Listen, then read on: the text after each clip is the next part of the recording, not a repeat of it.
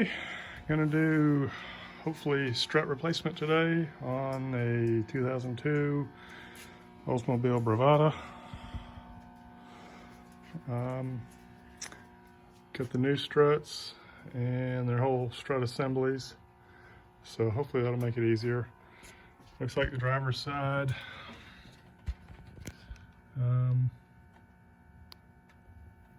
Let's see. I'm pretty sure it's just the two bolts on the outside there. And then the passenger side. All right. So there's the passenger side top strut. I think the outside bolts are what I mainly need to take off. Be taking off the air intake where it connects to the throttle body, and I'll just take the air cleaner cover off and disconnect it over by the mass airflow sensor. Driver's side. Yep, we can get to the bolts down in there. That's right below the master cylinder and just inside of the fuse box right there. All right, so looking under the driver's side, going to be replacing the spring, the strut inside of here, all the way down to that knuckle right there. So I'm not sure if I need to remove this knuckle down here at the bottom, or if I might be able to take this bolt out and remove it up here. So I need to look at that a little bit more. I know definitely the two bolts at the top up there got to come out, or the two nuts on each side, and then I'll be able to put it in. Here's the new one we're putting in. So as you can see, you got the two nuts up here at the top, spring, strut, and goes down to the knuckle right down here, which will attach right there. So that's what we're doing. Hopefully this won't be too terribly painful. All right, so we're moving the bolt and nut from the bottom of the strut where it connects to the strut-link. I've got a 18mm socket on the inside, 18mm box wrench on the outside, and so turning pretty easy. So I'm going to go ahead and do this with two hands, and that way I can kind of get it done and not have to keep bouncing the camera around. All right, so that bolt came out pretty easy. Here it is. Not too hard at all. Next thing I'm going to take out is the lower strut-link bolt, which, let me turn the light here. So, yeah, so it's this guy right here. And I'm going to hopefully be able to get him out with the impact pretty easy. So we'll try that. Okay, I got a 15/16 socket on my impact wrench. Hopefully this will come out pretty easy. Not bad. Okay. And that bolt's gonna come out. Should be able to just put this on here and then use a little bit of light tapping and knock it loose. So we'll try that. Okay, we'll see how this goes.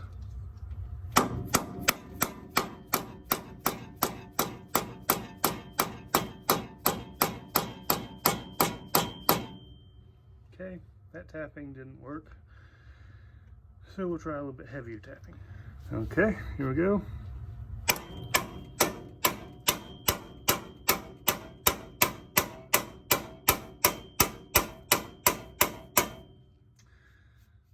That's not working either, and I don't want to really mess up my bolt or the nut,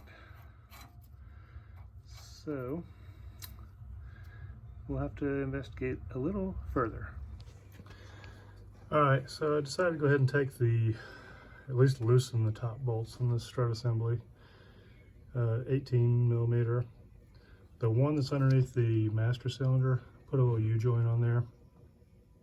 You can see it. I don't have a deep well 18mm socket, So I put my socket down there first, then put my, in this case, extension down into the socket. I get a 1/2 to 3/4 engagement. On the other side over here, if I move this out of the way, I can put the socket down on there and then just go straight down with the extension, and I get about the same 1/2 or 3/4 engagement in the socket. And that once they break loose, they come out pretty easy. So I'm gonna go ahead and take those out and see if I'm loose at the top of my strut extension link down below. Okay, so both my bolts are out of here. So he's free to drop down once I can figure out what's going on down below. All right, so after much heartache of getting this strut link off of the lower control arm, I ended up using I think it's called a Pitman Arm Puller or power steering pump pulley puller. That's what I had it for, is my T-Bird power steering pump pulley. I was able to get around there. It's just small enough that it fits around the strut link, and then I was able to tighten it up, and it just popped. So there, that's loose. Take the nut off of here, and this, yeah, there it is. All right, so that guy saved the day. There's always something in the toolbox. The right tool makes all the difference. All right, let me put the camera away so I can get the rest of this linkage out of here, or the strut assembly out of here. Still need to separate it right here, but earlier I had a little bit of movement in here. I'm sorry, I had a little bit of movement in here. Put some penetrating oil on it. I think I can get that out pretty easy once I get it up on the workbench.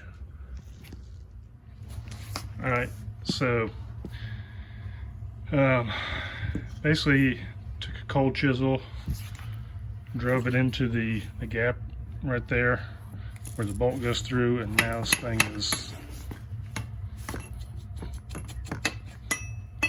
off of there. All right, now we're back to just reassembly, and the other side, well, I hate to say it, but should go a little bit smoother. All right, I always like to kind of take a look at the old part versus the new part. These guys look pretty similar, all form, fit, function. So we'll make sure everything goes together, then see how it goes. All right, looking better already. So we got the new strut assembly in there. I need to put the nuts on the top, and I got to look up the torque spec for those. I got to put together all the sway bar end link, the strut link nut on here. Before I put this together, I went ahead and, or before I put it up in the car, I went ahead and put the bolt in this, the top of the strut bar, strut assembly link, whatever it's called. So he's in there just finger tight. But yeah, I think that puller is definitely what we needed. All right, so let me continue on. All right, so I've got everything tightened down. My upper bolts, or upper nuts are tightened down. The link right here where the strut assembly meets this strut assembly link is tightened down. Sway bar end link is tightened down. The nut where it meets the lower control arm is tightened down.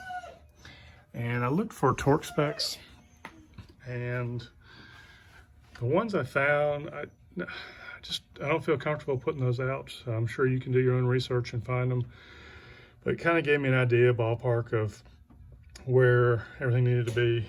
And I wasn't sure if they were exactly what I needed, because like the bolts on the new strut assembly were, let's see, 13 millimeter.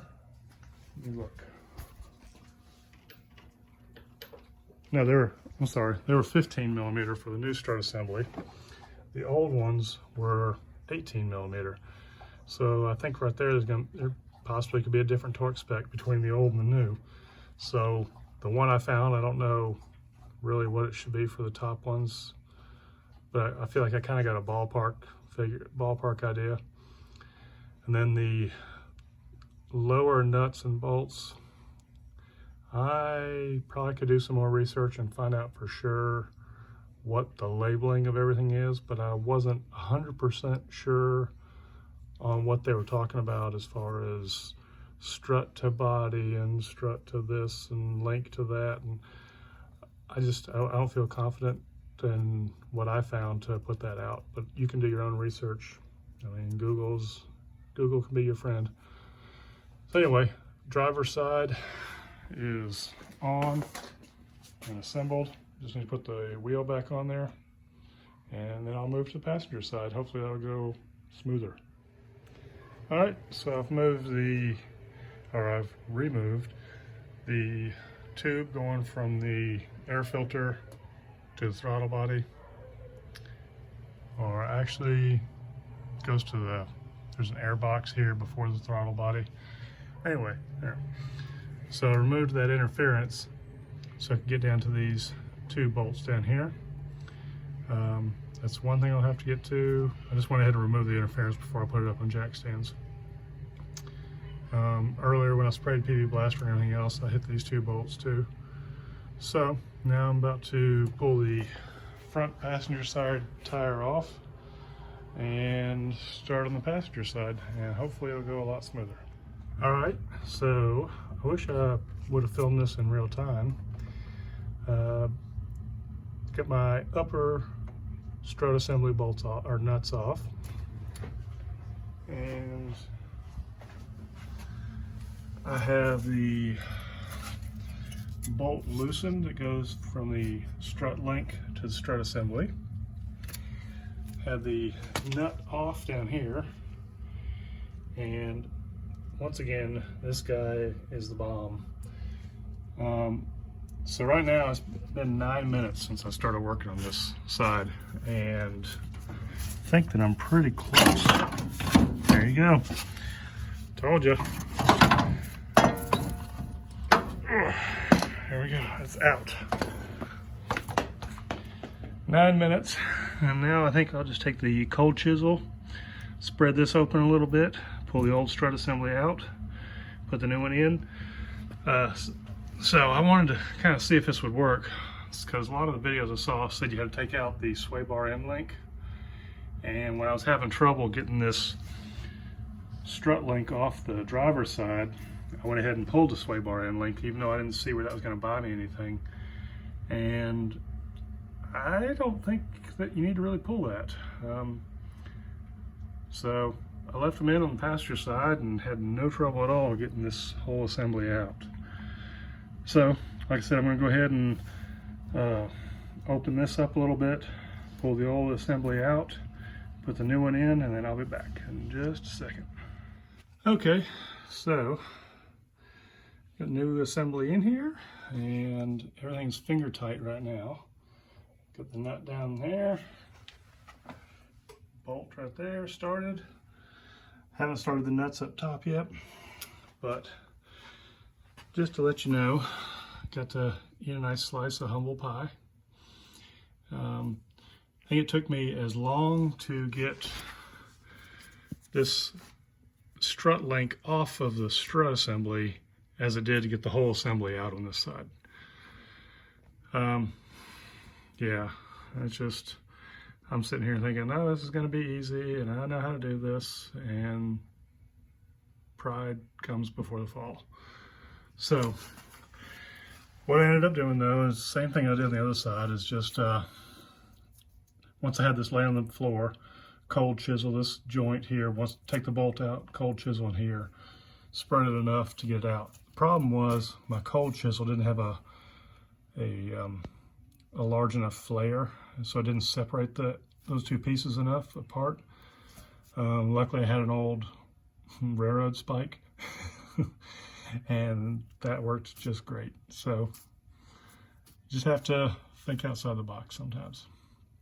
So anyway, let me tighten down these bolts and the upper nuts, and put the tire back on. We should be all set.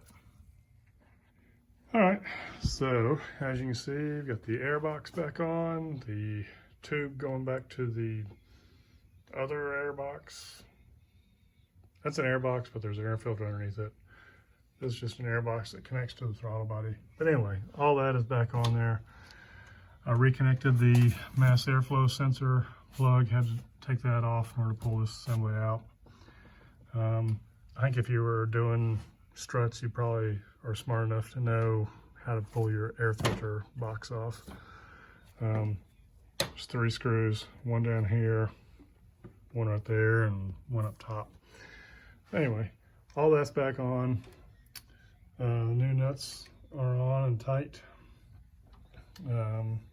Also, once I got it on the floor and off the jack stands, I went ahead and snugged up the ones over here on this side too. With the full weight of the vehicle on the struts. And so yeah, we're tires back on. New struts in there. So overall, it shouldn't have been and really wasn't that hard. This side, even replacing all the airbox stuff and everything, took me 30 minutes. That puller is definitely the key to getting that lower strut link off. So just more stuff to keep it running, and you know, another vehicle that's really nothing major wrong with it, and if we just stay on top of the small things, we'll keep them running. So anyway, thanks for watching. Hope this helps.